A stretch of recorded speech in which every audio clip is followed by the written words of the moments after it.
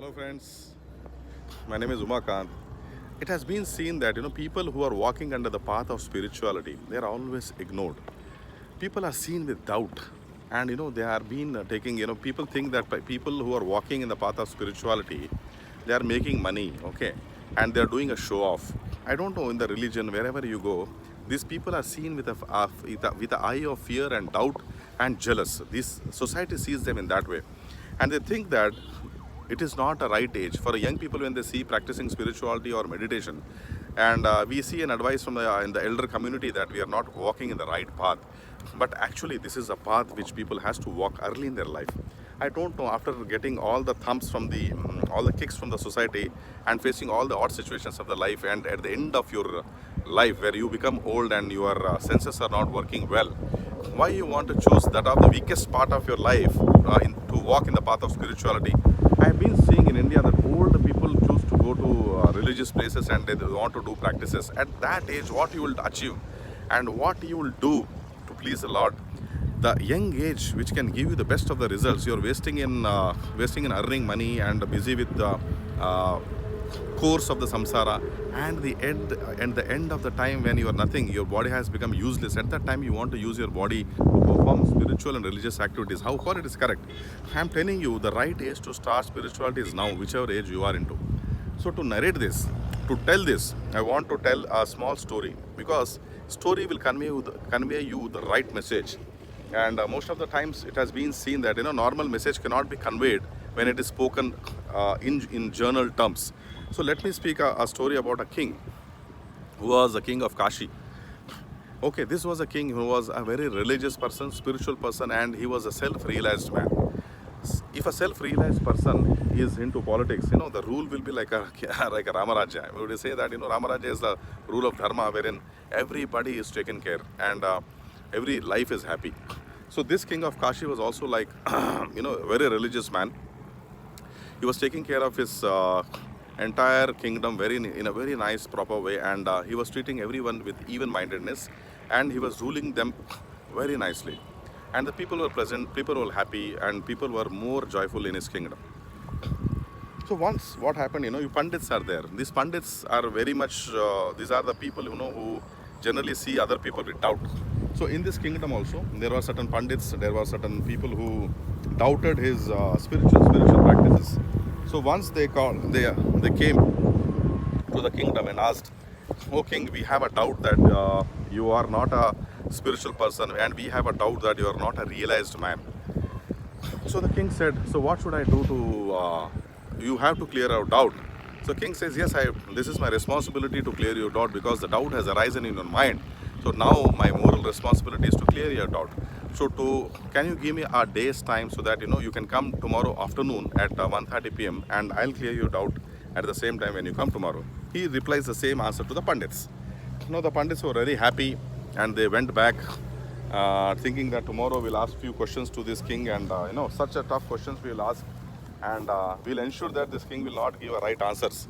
Only a spiritual and realized person can give such certain answers. So they prepare all these questionnaires in their mind, and next day at 1:30 p.m. they reaches the kingdom of Kashi. At Kashi, there were a lot of people who were welcoming them. When they came inside, people were welcoming these pandits and these gyanis who are called themselves to be so. And they told that as this is almost 1:30 p.m. and you might be feeling hungry, so let us go and have lunch. King has ordered, to have lunch, and he has told that you guys to have lunch, and after lunch, post lunch, he wanted to meet you. So these pandits were very happy. They're thinking, okay, post lunch we can have this session, and they was just looking at the questions which they have prepared as a questionnaire to ask to the king. So once they were served beautifully, they served all the thalis, very nice food, sweet was served, and all the delicacies were served. Everything was kept on the plate, and they were allowed to sit. And after they sat in their respective places, what they did is they asked them to wait. The pandits waited for some time, and what they did is with a thin thread, very thin thread, they tied a big sword in the front of their head, on the top of their head. So when the sword was tied on the top of their head, these guys were actually trying to eat the food. Now they told, now there is a sword on the top of your head and it may fall anytime. So we have tied it in a proper way, and now you can have your food. And don't worry, the sword will not fall down. The soldiers replies the same thing. They tells the same. They conveys this message to these all pandits. Now, any pandit who is little of knowledge, what will think? On my top of the head, what is there? A sword is there, and they have tied them with a very thin rope. It may cut and fall on our head anytime, and our head may turn out into pieces. So thinking that now it is the king's order to have food, so they will take soon, within few seconds they complete their food, and they come back. The sambar was served, a lot of recipes were served, but no, and this they could not eat. They completed everything within 30-40 seconds, and they come out of that food and they told that yeah, we are done with our food. Now we'll go to the next activity of meeting the king. King was actually waiting for them in the courtyard, and these all people walked in, and they were actually, and king asked them. They were sitting in the row, and after the king made them comfortable, king asked them the question, hey guys, how was the food? Hope you guys enjoyed the food which was served by our kingdom. So all the pandits replied, sir, how could we enjoy the food? Actually, there was a sword which was tied with a thin rope, very thin rope on our heads. So we were quite fearful, and our observation was on the sword itself, and we could not see actually what is the taste of this food and all. So we cannot tell that how the food was, but our focus was completely on the sword. So we could not actually taste the food. So the king said, yeah, the questions, whatever the questions you are carrying with me, I am giving only one answer to you.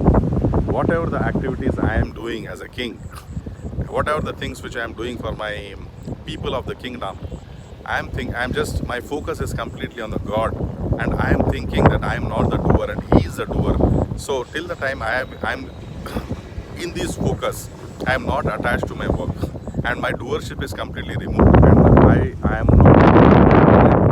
God is the doer of these activities. So my focus is there, and not on the kingdom or on the ruling and all these activities which I have to carry as a king. So now these pandits understand that the king is really a realized man, and all the questions which they had stops there. So similarly, guys, whatever you are doing in your activities, whatever the activities, whatever the work, whatever the business, whatever the family responsibilities you are taking up, I'm just telling you one thing. Remember, you are not the doer. The doership, give this doership to God in order to escape from the chakra of birth and death. Don't fall into that karmic cycle by taking the doership on your head here. Doer is only God. Okay, make him the doer, and you just become a part of the activity, part of the process. But don't take that I am doing this, I am doing that. By this, you will be falling in the karmic cycle, and you have to take a lot of births and deaths in order to complete this cycle. So what I mean to say is that the people also in your family, in your house, in your society, if anybody is walking in the path of spirituality, encourage them, give them a power, give them time, give them focus, give them more value, because they are actually walking in the right path, and they are trying to realize the self. So this is what you need to do as a part of the society, but not to discourage them. So this is my request and plea to all of the people. If they have somebody in their family who are trying to walk in the path of reality, that is self-realization, spirituality and religion, encourage them. Okay, don't discourage them that this is not the time, because you don't know when is the last day of your life. So see you guys. I'm just enjoying this fresh breeze here, and also you can see there is a train which is going besides me, a very nice view. Okay, and these views are very rare, and I am just enjoying this current view. Hope you too enjoy this view, and see you guys.